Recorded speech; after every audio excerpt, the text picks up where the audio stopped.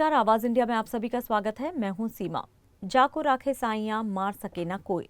लेकिन कभी कभी किस्मत इतनी बेरहम हो जाती है कि एक पल में सब कुछ छीन लेती है।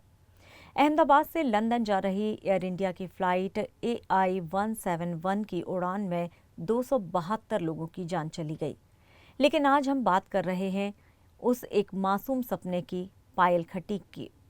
रिक्शा चलाकर जिसने अपनी बेटी को पाला, पढ़ाया और अब उसे लंदन भेज रहा था पढ़ाई के लिए।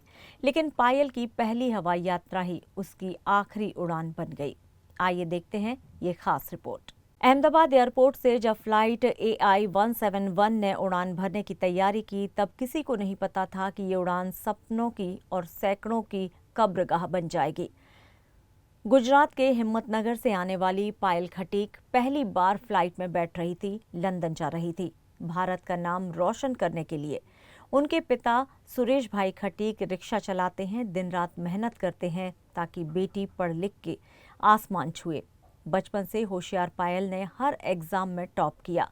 लंदन की एक बड़ी यूनिवर्सिटी में उसे एडमिशन मिला था। गुरुवार को उन्होंने अपनी जिंदगी की पहली उड़ान ली, लेकिन अफसोस ये लंदन नहीं पहुंच सके। वो फ्लाइट क्रैश हो गई और पायल भी उन 272 लोगों में शामिल हो गई जिनकी सांसें आसमान में ही थम गईं।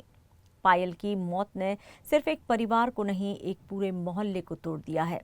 एक गरीब पिता के सपने, एक होनहार बेटी की उम्मीदें, सब कुछ चकनाचूर हो गया।